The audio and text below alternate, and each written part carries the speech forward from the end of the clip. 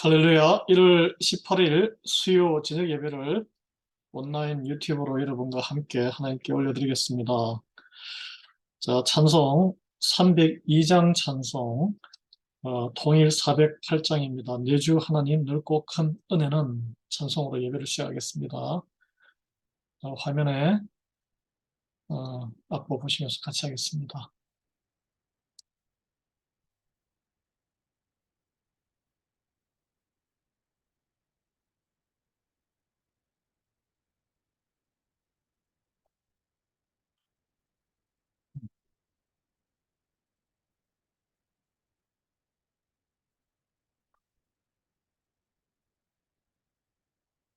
예.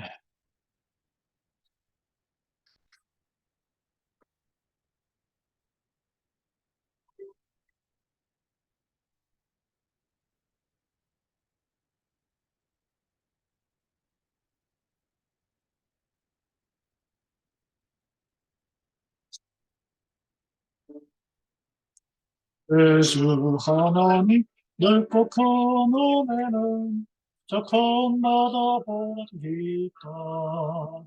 너고 다주를 끌러 깊은 데로 저 한가운데 가보라. 언덕을 떠나서 창파에 뛰어 내 주 예수 은혜의 바다로 내 맘껏 져가라. 왜 너 인생은 언제나 거기서 저 큰 바다 물결 보고 금이 모르는 깊은 바닷속을 한번 헤아려 한번아 언덕을 떠나서 창파에 띄워 내 주 예수 은혜의 바다로 내 맘껏 져가라. 아,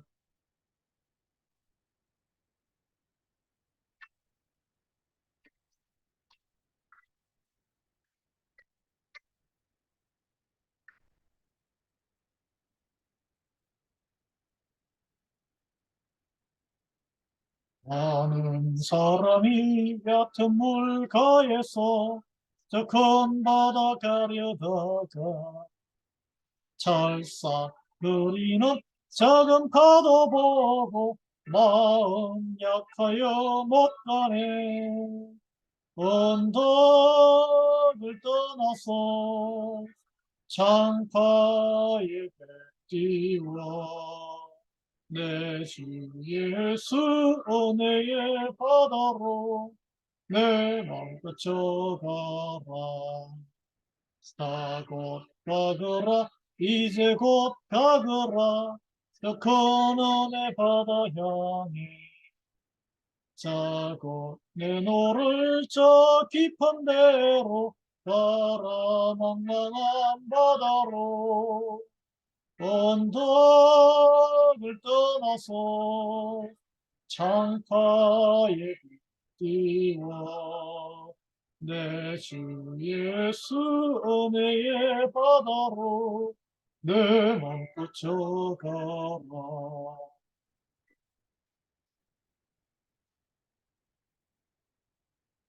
아멘. 실험고백 사도신경으로 하나님께 드리겠습니다. 전능하사 천지를 만드신 하나님 아버지를 내가 믿사오며 그 외아들 우리 주 예수 그리스도를 믿사오니 이는 성령으로 잉태하사 동정녀 머리에게 나시고 본디오 빌라도에게 고난을 받으사 십자가에 못 박혀 죽으시고 장사한 지 사흘 만에 죽은 자 가운데서 다시 살아나시며 하늘에 오르사 전능하신 하나님 우편에 앉아 계시다가 저리로서 산자와 죽은 자를 심판하러 오시리라. 성령을 믿사오며 거룩한 공예와 성도가 서로 교통하는 것과 죄를 사하여 주시는 것과 몸이 다시 사는 것과 영원히 사는 것을 믿사옵나이다. 아멘. 사랑이 풍성하신 하나님 아버지, 이 겨울 1월 중순이 지나가고 있는 수요일 저녁 시간을 구별하여 하나님 앞에 드립니다. 저의 심령에 찾아오셔서 예수 그리스도를 깊이 묵상하고 만날 수 있는 귀한 시간 되게 은혜 베풀어 주시옵소서. 인생의 고달픈 문제로 인해서 또 육신의 질병으로 인해서 낙심해 있거나 고통받는 성도가 있다면 주님의 말씀의 권능으로 회복해 주시고 영원한 생명과 부활의 소망을 품는 믿음을 허락해 주시옵소서. 우리를 위해서 세상에서 배척당하시고 질고를 짊어지신 우리 주 예수 그리스도의 이름으로 간구하오며 기도 올려드립니다. 아멘. 오늘 제 구가 예수님은 누구신가? 예수님 발견 시리즈 그와 2부 배척당하심. 예수님께서는 이 세상에 오셨지만 배척당하심으로 우리를 구원의 길로 인도하셨습니다. 요한복음 10장 34절에서 42절 말씀을 기준으로 한번 살펴보고자 합니다. 요한복음 10장 34절에서 36절 말씀을 먼저 읽도록 하겠습니다. 예수께서 이르시되 너희 율법에 기록된 바 내가 너희를 신이라 하였노라 하지 아니하였느냐. 성경은 폐하지 못하나니 하나님의 말씀을 받은 사람들을 신이라 하셨거든. 하물며 아버지께서 거룩하게 하사 세상에 보내신 자가 나는 하나님의 아들이라 하는 것으로 너희가 어찌 신성모독이라 하느냐. 만일 내가 내 아버지의 일을 행하지 아니하거든 나를 믿지 말려니와 내가 행하거든 나를 믿지 아니할지라도 그 일은 믿으라.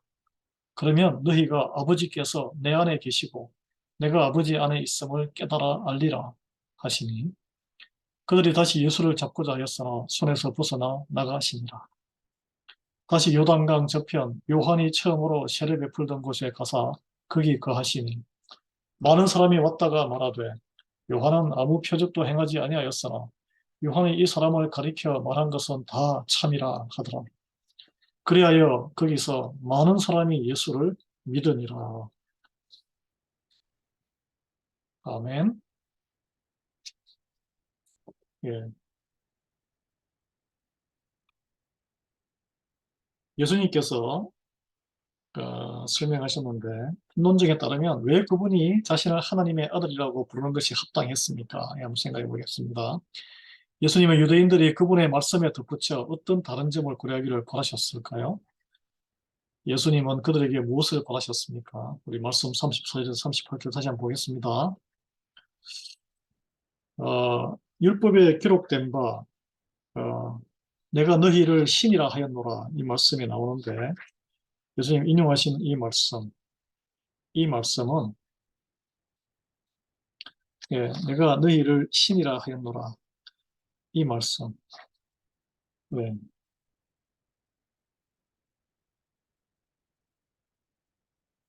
그리고 성경의 말씀은 폐하지 못하노라 이렇게 또 말씀하셨죠. 네. 그리고 하나님께서 당신을 거룩하게 하셔서 세상에 보내신 그리고 하나님의 너는 나의 아들이다 이렇게 선포하셨는데 어째서 너희가 나를 신성모독이라고 하느냐 그래서 논쟁을 하시는데 하나님 아버지의 일을 행하지 아니하면 내가 예수님께서 행하지 아니하면 믿을 필요가 없다. 그렇지만 내가 하는 모든 일들이 하나님 아버지께서 하시고자 하는 일을 어김없이 이루는 일이다라는 것을 말씀하고 있는 것이죠. 그리고 그러면은 하나님의 일을 이 말씀의 능력은 이 하나님의 능력은 말에 있는 것이 아니라 드러나는 능력이 있다 그러지 않았어요? 예. 이게 예수님께서 행하시는 일을 보고 하나님이 예수님 안에 같은 한 몸이시고 같은 것을 이제 보게 되면 하나님이 예수님 안에 계시고 예수님이 하나님의 안에 있다는 것을 깨닫게 되는데 그것을 이제 유대인들은 거부했던 것이죠. 예, 거부했던 것이. 예. 보면 구약 성경을 이 유대인들에게 너희의 율법이라고 이렇게 너희 율법이라고 이렇게 말씀하셨어요. 여러분 어, 예수님이 인용하신 요 말씀 여기에 요 말씀 있잖아요. 어, 너희 율법에 너희들이 그렇게 지키고자 하는 하나님의 말씀, 모세가 하나님에게서 받아서 선포한 그 모세오경의 말씀에 기록된 것이 내가 너희를 신이라 하였노라. 이 말씀은 시편 82편 6절에 나오는 말씀을 인용한 것입니다. 이스라엘의 재판관들을 신들이라고 지칭했어요. 여기 보면 제가 읽어드릴게요. 시편 82편 6절 찾아보겠습니다.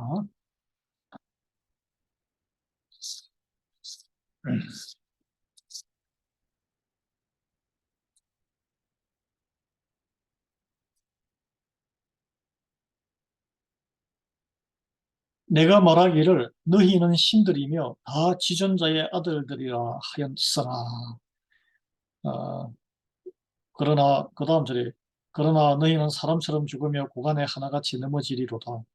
하나님이여 일어나사 세상을 심판하소서. 모든 나라가 주의 소유이기 때문이니이다.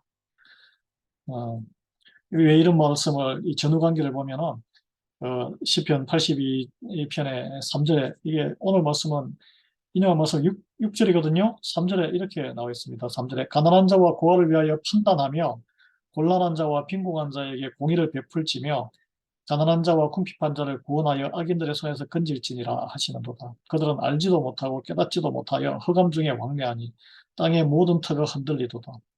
이렇게 하나님의 자녀로 다 삼아서 어, 하나님의 영적인 그 말씀으로 눈을 딱 뜨게 되면 무엇이 옳고 그러고 그 다음에 공의가 무엇이고 그 다음에 가난한 자와 궁핍한 자를 구원하고 가난한 자와 고아를 보살피고 곤란한 자와 빈궁한 자에게 공의를 베풀어야 되는데 그렇지 못하다는 거예요. 그렇지 못하다는 거예요. 그죠?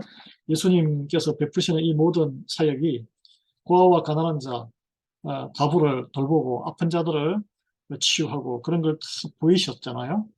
그걸 보고도 깨닫지 못하는 것은 하나님의 말씀 율법이라고 지키면서도 이스라엘의 재판관 하나님의 자녀들로 신들로 이렇게 만들어 주셨는데 그것을 책임을 다하지 못한다는 것을 일깨워주고 있습니다. 네, 하나님의 자녀. 네, 예수님께서 하나님의 아들로서 이렇게 오셔서 하나님의 자녀된 임무를 행사하는 것이 어떤 긍휼 사역과 공의 사역인지를 보여주는데 그들은 판단하기에 바빴죠. 자기들이 믿는 그 율법에 조금이라도 어긋나면 그냥 정죄하기가 바빴던 거예요. 그래서 예수님께서 하시는 말씀은 나는 말씀대로 이루고자 할 뿐이다. 이 바클레이라는 이 성경 목사님이 아주 오래 몇백 년 전에 이 성경 해설을 쓴 책을 보면 이 부분이 좀 어떻게 해석했냐면 이렇게 해석하고 있습니다. 과거의 성경은 재판관들을 신들이라고 부를 수 있었다. 이는 하나님께서 세상에 진리와 정의를 전파할 수 있도록 그들을 세우셨기 때문이었다.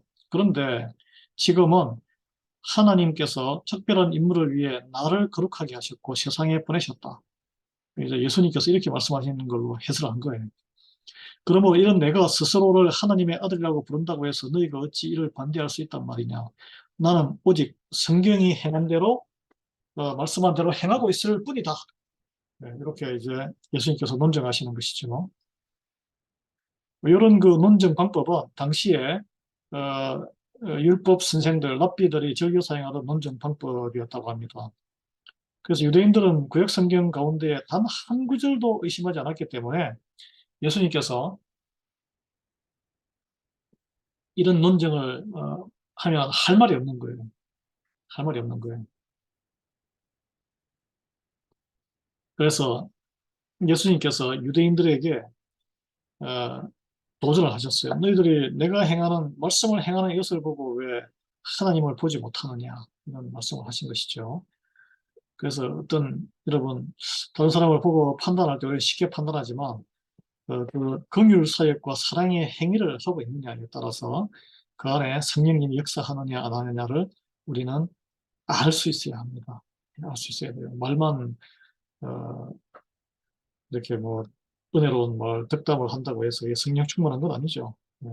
물론 말이 혀가 거듭나야 되지만 힘과 발이 거듭나고 다른 사람을 섬기는 것으로 내 주머니가 거듭나야 할 줄 믿습니다. 그게 이제 하나님의 뜻대로 살아가는 인생이 되는 것이죠. 그, 이, 지금 예수님에게 적대하는 이들은, 예수님께서는 그들이 예수님의 그런 모든 행위를 보고 믿기를 바라셨지만, 그들의 마음에는 아주 완고한 벽이 가득했기 때문에, 그 자존심 때문에 예수님을 받아들일 수가 없었습니다. 우리도 신앙생활 하면서 그런 경우가 한 번씩 경험하지 않습니까? 내가 더 신앙을 오래 했고, 내가 더 헌신했는데, 나보다 더 뭐 신실하지 못한 사람, 나보다 더 오래 신앙생활 하지 않은 사람들이 뭔가 막 은혜를 받아서 은혜로운 이런 헌신하면은 아주 약간 좀 마음에 좀 걸리고 이렇게 흡족하지 못한 그런 기분이 드는 것은 우리는 회개해야 합니다. 네. 자, 이 39절에서 42절의 말씀을 보면 예수님이 어디로 가셨습니까? 예수님은 왜 그리로 가셨어요? 그리고 예수님에 대한 예루살렘의 유대인들의 반응과 요단강 건너편의 일반 사람들의 반응, 예루살렘 안에 있는 유대인들은 굉장히 그 하나님의 자녀, 우리는 선택받은 백성이라는 그런 자부심이 가득했던 사람들이죠. 성경 지식도 충분하고, 그리고 또 11조와 그리고 제사도 예배도 열심히 드리던 사람들, 옷도 그냥 그런 역식에 맞는 옷을 다 차려입고 이런 사람들이었죠. 그러니까 그 많은 이스라엘 사람들 중에서도 선택된 사람들이 예루살렘 안에 또 지내고 그러지 않았겠어요? 요즘도 뭐 아무나 대도시에 가장 비싸고 그런 곳에 아무나 사는 게 아니잖아요. 어, 여기 한번 39절, 42절 보겠습니다. 어떤 대조가 나오는지. 어, 그들이 그 예루살렘에서 이제 예수님을 잡고자 했지만 예수님이 어떤 방법을 썼는지 잡히지 않고 싹 빠져나가시고 요단강 저편이라고 하는 것은 예루살렘은 요단강의 서쪽에 있죠. 그래서 그 언덕 위에 굉장히 산지에 있는데 예루살렘이 아주 언덕을 계곡을 내려서 점점 내려서 요단강 쪽으로 동쪽으로 가면 지대가 엄청 낮아진다고 해요. 어, 해발보다 더 깊이 쭉 밑으로 빠진다 그러는데 거기 이제 요단강에서는 세례 요한이 처음에 세례를 베풀던 곳이죠. 거기에 요단강의 동쪽 편에는 유대인들이 그렇게 많이 살지 않는 전통적으로 유대인들이 많이 살지 않는 이방의 땅이었습니다. 그래서 지금도 이스라엘 땅이 아니죠. 요단강의 동쪽 편은 이스라엘 땅이 아니고 거기가 뭐 요르단인가요? 뭐 내가 시리아인가요? 잘 모르겠는데. 근데 갔더니 많은 사람이 왔어요. 이 사람들은 그 정통한 유대인들이라기보다는 이방인들일 가능성이 있고, 그리고 예루살렘의 하나님 말씀 율법에 목숨을 걸지 않는 사람들이에요. 그래서, 이 사람들이 이야기하기를 요한은 아무 표적도 행하지 아니했지만, 요한이 이 사람을 가리켜 말한 것. 그러니까, 내 뒤에 오는 사람이 그리스도이시다라고, 뭐, 요한이 직접적으로 이야기 안 했지만, 그분이 너희들이 기다리시는 분이다. 나는 물로 세례하지만, 그분은 어, 성령과 불로 세례를 줄 것이다. 이렇게. 그래서 다 참이다. 세례 요한이 예언한 것이 이루어지는구나. 그러므로 인해서 모든 이적과 표적을 다 보고 믿은 거죠. 메시아인 것을 믿었기 때문에 42절에 그리하여 거기서 많은 사람이 예수를 믿으니라.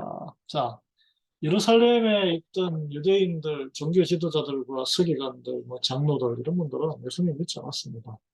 근데 의외로 어디서 믿습니까? 시골에 갔더니. 유대인들이 그 율법에 하나님 말씀에 목숨 걸지 않는 하나님 말씀도 잘 모르는 사람들에게 갔더니 도리어 예수님을 영접하고 믿게 되는 거예요. 구원에 이르게 되는 거예요. 이게 참 아이러니해요. 우리가 어설프게 아는 우리의 고집, 완고함이 우리의 구원의 길을 막는다는 거예요. 그래서 마음이 심령이 가난한 자가 하나님의 앞에 복이 있는 자입니다.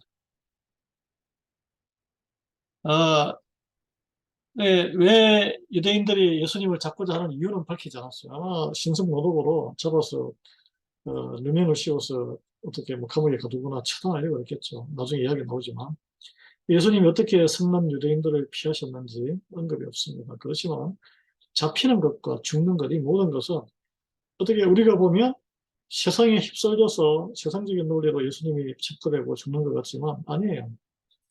예수님의 죽음의 때는 하나님께서 다 정하신 그 때에 예수님께서 허락하시는 때에 일어납니다. 우리 그리스도인들의 삶은 저와 여러분의 생명은 하나님의 손에 장중에 잡혀 있는 거예요. 하나님이 정하신 때에 이 땅에 소명이 다하면은 그때 때를 마치고 가는 거예요. 우리가 언제 죽을 것인지 두려워할 필요도 없고 언제 죽을 것인지 관심을 가질 필요도 없어요. 우리는 그냥 주님께서 주신 이 땅의 소명, 사랑하고 전도하고 선교하고 섬기고 봉사하는 일에 예배하는 일에 열심을 들이면 되는 줄 믿습니다. 아멘이시죠? 그래서 예수님이 가신 곳은 베다니, 이 베다니가 두 곳인데 예루살렘 밑에 있는 베다니가 있고 요단강의 동쪽에 그러니까 뭐 한참 먼 거리죠. 예루살렘에서 요단강을 건너서 있는 베다니 그 베다니촌을 이야기합니다. 그 이유는 유대 지도자들의 방해 공작을 피해서 갔거나 아니면 그들이 정말 그들 중에 진정으로 예수님을 추종하는 자들이 있었죠. 뭐 마태라든지 아니면 뭐 셀로 땅은 우리 핵심 제자가 되는 또 서기관도 따라온 사람도 있었는데 배우기 와서 배우는 와서 따라와서 예수님을 따르는 것이 중요하거든요. 그래서 또 이제는 예루살렘에 다시 들어가시면 이제 십자가에 매달리는 그런 시간이 다가오는데 조용한 하나님께 또 기도하고 조용한 시간 또 하나님 예수님을 영접해서 구원에 이르게 할 한 영혼이라도 구하기 위해서 이제 예루살렘을 떠나신 것이죠. 예. 사람들은 예수님께 무슨 말을 했습니까? 무슨 말을 했어요? 음, 그리고 세례 요한과는 어떻게 비교했습니까? 음, 그 반응이 달랐죠. 세례 요한이 예언한 모든 것이 이루어졌다. 그러니까 유대 땅이 아니고 이쪽에서 요단강을 건너서 있던 그 사람들은 무엇을 보았습니까? 그들이 알고 있던 뭐 율법, 하나님의 어줍지 않은 말씀의 지식, 어줍지 않은 하나님의 어줍지 않은 그들이 갖고 있던 지식에 근거해서 예수님을 정죄하거나 판단하지 않았다는 것이죠. 예수님께서 행하시는 모든 일, 모든 사역, 모든 기적과 이적, 그런 모든 것이 세례 요한이 예언했던 것과 합치되느냐. 그래서 그 예수님의 그런 모든 행위를 보시고 그분이 정말 메시아구나라는 것을 깨닫고 있는 그대로 받아들였다는 것입니다.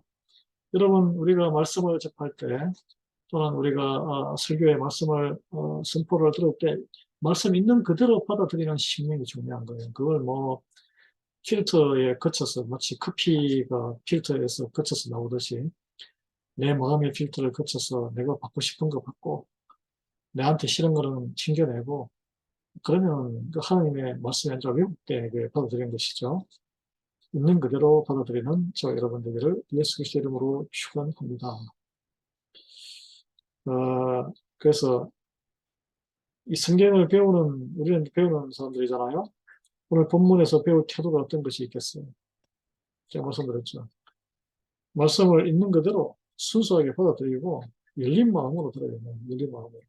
그래야 눈에 색안경을 안 끼고 예수님과 성경 말씀과 하나님의 사역을 바라볼 수 있는 거예요. 그래야 색안경을 오해를 안 하고 다른 우리 교인들, 성도들이 하는 신앙생활을 있는 그대로 받아들이는 거예요.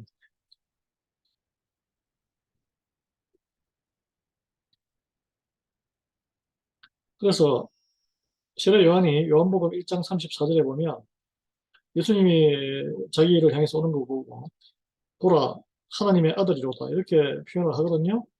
이 말은 이 세례 요한이 했던 말이 다 이루어졌다. 이 사람을 통해서 하는 말은, 아, 이 사람이 하나님의 아들이구나. 아, 이 메시아구나라는 것을 사람들이 깨닫게 됐다는 것이죠. 네. 그들이 열린 마음, 편견이 없는 마음으로 있는 그대로 봐주고 했기 때문에 예수님을 제대로 관찰할 수 있었고 구주를 영접할 수 있는 축복을 받았다는 것입니다. 자, 이제 마지막 우리가 총정리 한번 질문해 볼까요? 유대인들이 예수님을 어떻게 인식하였는지를 한 문장으로 요약해요. 한 문장으로. 어떻게 인식했습니까? 아, 이 사람은 자격이 없는 사람, 그리고 신성 모독하는 사람, 하나님의 일을 아무리 행해도 우리 기준에 차지 않는 사람. 그래서 뒤치해가지고 거절해야 돼, 거부해야 될 사람. 사람이다. 하나님의 아들이 아니다. 이렇게 한 것이죠. 예수님의 양이 아닌 현대인들. 그러니까 예수님에 영접하지 못한 현대인들이 예수님에 대해 알고 있는 것은 몇 가지, 뭐, 뭐 있겠죠. 그냥 사막에, 뭐, 사막신에 또는 뭐, 죽었다가 살아났다는 거짓말쟁이.